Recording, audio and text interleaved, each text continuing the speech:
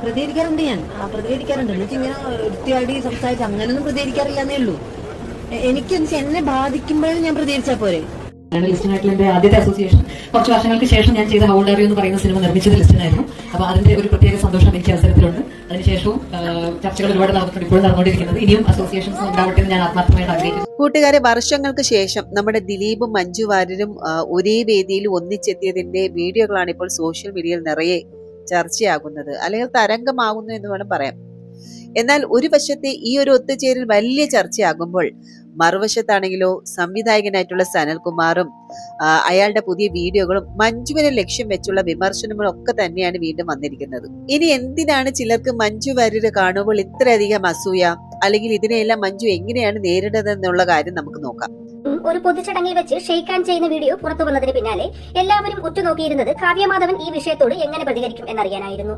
ഇപ്പോഴിത് ഈ വിഷയവുമായി ബന്ധപ്പെട്ട് ഒരു പ്രതികരണത്തിനായി കാവ്യയെ സമീപിച്ച മാധ്യമപ്രവർത്തകർക്ക് കാവ്യ നൽകിയ മറുപടിയാണ് സോഷ്യൽ മീഡിയയിൽ ശ്രദ്ധ നേടുന്നത്. ഈ വിഷയത്തിൽ തനിക്ക് യാതൊന്നും പ്രതികരിക്കാനില്ലെന്നാണ് കാവ്യ ആദ്യം തന്നെ മാധ്യമപ്രവർത്തകരോട് പറഞ്ഞത്. എന്നാൽ പിന്നീട് കാവ്യയിൽ നിന്ന് പ്രതികരണം നേടിയെടുക്കാനായി മാധ്യമപ്രവർത്തകർ പ്രകോപനപരമായ ചോദ്യങ്ങൾ ചോദിക്കാൻ തുടങ്ങി.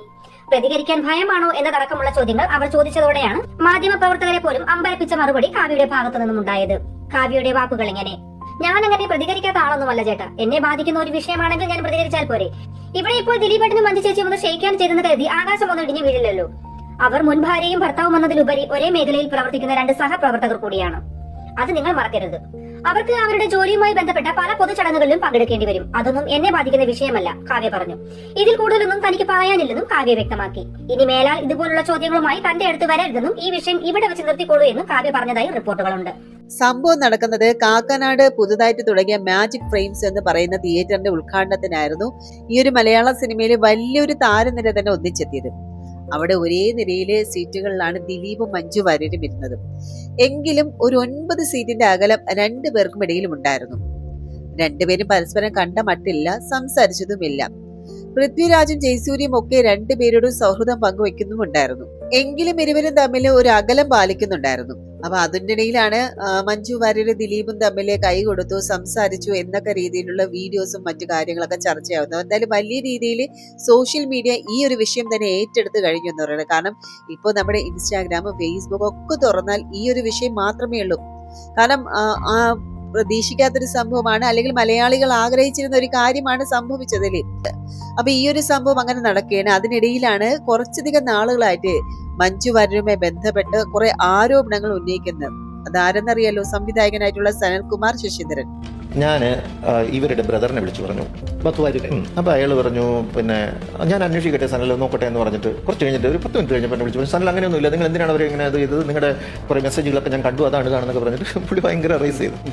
മഞ്ജു വാര്യര് എന്നെ വിളിക്കുന്നത് അത് വളരെ ദുരൂഹമായ രീതിയിലാണ്. ഒരു കോൺഫറൻസ് കോള്, മഞ്ജു വാര്യരുടെ ബ്രദർ വേറെ ആരോ കൂടിയുണ്ട് എനിക്ക് മനസ്സിലാവുന്നുണ്ട്. എന്നിട്ട് കോൺഫറൻസ് കോളിൽ വിളിച്ചിട്ട്, സനൽ നിങ്ങളോട് പറഞ്ഞാൽ മനസ്സിലാവില്ലേ, എനിക്ക് ഒരു പ്രശ്നമില്ല, നിങ്ങൾ എന്തെങ്കിലുമൊക്കെ ജോലി ചെയ്ത് ജീവിക്കും എന്നൊക്കെ പറഞ്ഞിട്ട് വളരെ നാടകീയമായിട്ട് സംസാരിക്കുന്നു. പ്രണയം പറഞ്ഞ് ശല്യം ചെയ്തു എന്നാണ്. സത്യത്തിൽ ഞാനത് ചെയ്തിട്ടില്ല. ഞങ്ങൾ തമ്മിലൊരു റിലേഷൻഷിപ്പ് ഉണ്ടായിരുന്നു, പക്ഷെ ഞാൻ അവരെ ശല്യം ചെയ്തിട്ടില്ല. കാണാൻ ശ്രമിക്കുമ്പോൾ കാണാൻ പറ്റാത്തൊരവസ്ഥ ആയിരുന്നു ഉണ്ടായിരുന്നത്. സംവിധായകൻ സനൽകുമാർ ശശിധരനെതിരെ പരാതിയുമായി നടി സ്ത്രീത്വത്തെ അപമാനിച്ചതിന് കൊച്ചി എളമക്കര പോലീസ് കേസെടുത്തു.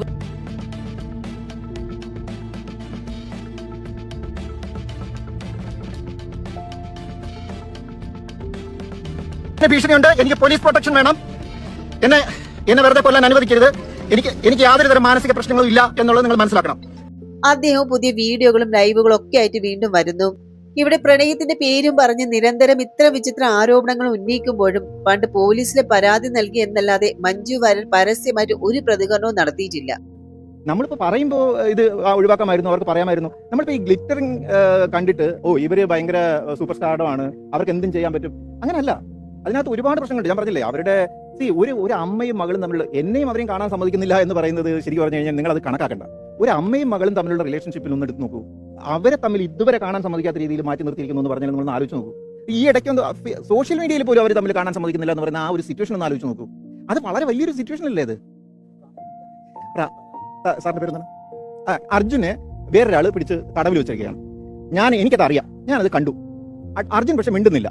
കാരണം അർജുൻ ആ തടവിൽ സ്വസ്ഥമായിട്ടിരിക്കുകയാണ്. കാരണം പേടിയുണ്ട്, അയാൾ എന്തെങ്കിലും മിണ്ടി കഴിഞ്ഞാൽ അയാൾ പ്രശ്നം ഉണ്ടാക്കും എന്നുള്ള പേടിയുണ്ട്. എന്തെങ്കിലും കാരണം അയാളുടെ കയ്യിൽ കാണും. എനിക്കതറിയാം. തേർഡ് പാർട്ടി എന്നുള്ള നിലയിൽ എൻ്റെ ഡ്യൂട്ടിയാണ് ആസ് എ സിറ്റിസൺ എന്റെ ഡ്യൂട്ടിയാണ് ഇയാളുടെ തടവിലാണ്, ഇല്ലീഗൽ കസ്റ്റഡിയിലാണ് എന്ന് പറയേണ്ടത് എന്റെ ഡ്യൂട്ടിയാണ്. കാരണം എന്താണെന്ന് വെച്ച് കഴിഞ്ഞാൽ അർജുൻ ഒരാൾ മാത്രമല്ല, ഇനി നാളെ മറ്റേ ആള് വേറൊരാളെയും തടവിൽ വെക്കാം. അപ്പോൾ അതൊരു ഒഫൻസ് ആണ്. ആ ഒഫൻസിന് ഒരാൾ വഴങ്ങി കൊടുക്കുന്നു എന്ന് പറഞ്ഞാൽ അത് എന്ത് കാര്യത്തിലായിക്കോട്ടെ, പേടി ഉണ്ടായിരിക്കാം, കംഫർട്ട് ഉണ്ടായിരിക്കാം, എന്ത് കാര്യം ഉണ്ടായിരിക്കട്ടെ, പക്ഷേ അങ്ങനെ വഴങ്ങി കൊടുക്കുന്നു എന്ന് പറഞ്ഞു കഴിഞ്ഞാൽ അവർ മിണ്ടുന്നില്ല എന്ന് പറഞ്ഞിട്ട് ബാക്കി കണ്ടിരിക്കുന്നവർ മിണ്ടില്ല എന്ന് പറഞ്ഞു കഴിഞ്ഞാൽ അത് ശരിയല്ല. അത് ഞാൻ എന്നൊരു പേഴ്സണിന്റെ ഇതിൽ എനിക്ക് വ്യക്തിപരമായിട്ട് അറിവുള്ള നിലയ്ക്ക് ഞാൻ അതിനകത്ത് കണ്ടിട്ടുള്ള സിറ്റുവേഷൻസ് വെച്ചിട്ട് എനിക്ക് മനസ്സിലായ കാര്യങ്ങൾ ഞാൻ പറയുക എന്ന് പറയുന്നത് as A citizen it is my duty. ഞാൻ എപ്പോഴും പറഞ്ഞോളൂ, എന്നെ ആദ്യം അറസ്റ്റ് ചെയ്തപ്പോഴും ഞാൻ പറഞ്ഞുകൊണ്ടിരിക്കുന്നത് പറയുന്നത് ദിസ് ഈസ് മൈ ഡ്യൂട്ടി. ഇത് ഇങ്ങനെ ഒരു ഒഫൻസ് ഇവിടെ നടക്കുന്നുണ്ട്, ഒരു ക്രൈം നടക്കുന്നുണ്ട്.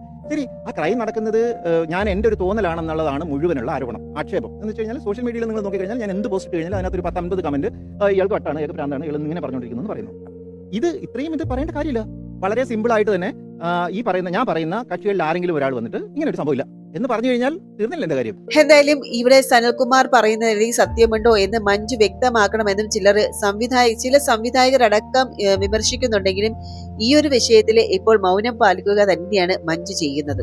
എന്തായാലും ഇവിടെ നമ്മൾ നോക്കുമ്പോൾ മഞ്ജുവിനെ നിരന്തരം വ്യക്തിപരമായിട്ട് കുറ്റപ്പെടുത്തുന്നവരുടെ എണ്ണം കൂടുതലാണല്ലേ.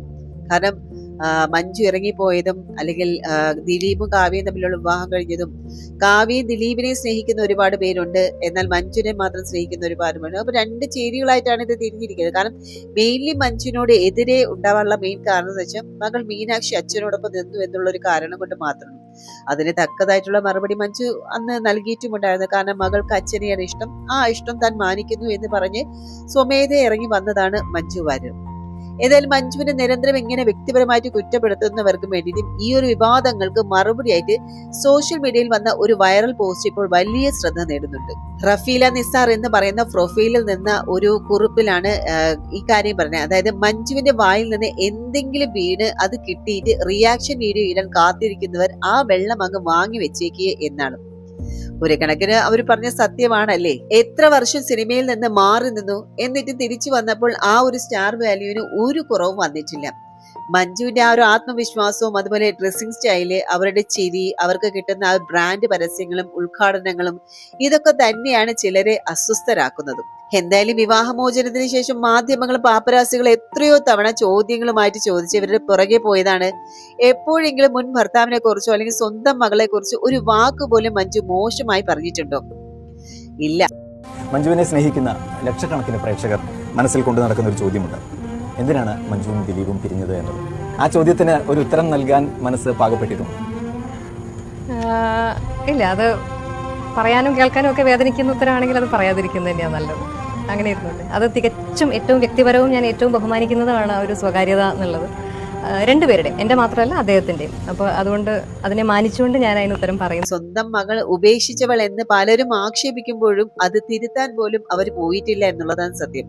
തനിക്കെതിരെ എന്ത് വന്നാലും ശരി ഒരു പുഞ്ചിരിയോടെ നേരിടുന്ന അല്ലെങ്കിൽ മിണ്ടാതിരിക്കുന്ന മഞ്ജുവിനെ നമുക്ക് എല്ലാവർക്കും അറിയാം. ആ മൗനം തന്നെയാണ് മഞ്ജു വാര്യർ എന്ന നടിയുടെ ഏറ്റവും വലിയ ഒരു കരുത്തും ഭംഗിയും എന്ന് പറയുന്നത്. അപ്പൊ കൂട്ടുകാരെ, മഞ്ജു വാര്യരുടെ ഈ ഒരു നിലപാടിനെ കുറിച്ചും തുടർച്ചയായ വിവാദങ്ങളെ കുറിച്ചും നിങ്ങൾക്ക് എന്താണ് തോന്നുന്നത്? നിങ്ങളുടെ അഭിപ്രായങ്ങൾ താഴെ തീർച്ചയായിട്ടും കമന്റ് ചെയ്യുമല്ലോ. വീഡിയോ ഇഷ്ടമായെങ്കിൽ ലൈക്ക് ചെയ്യാനും അതുപോലെ ചാനൽ സബ്സ്ക്രൈബ് ചെയ്യാനും മറക്കരുത്. അടുത്തൊരു വീഡിയോയുമായി നമുക്ക് വീണ്ടും കണ്ടുമുട്ടാം. അതുവരെ എല്ലാവർക്കും നന്ദി, നമസ്കാരം.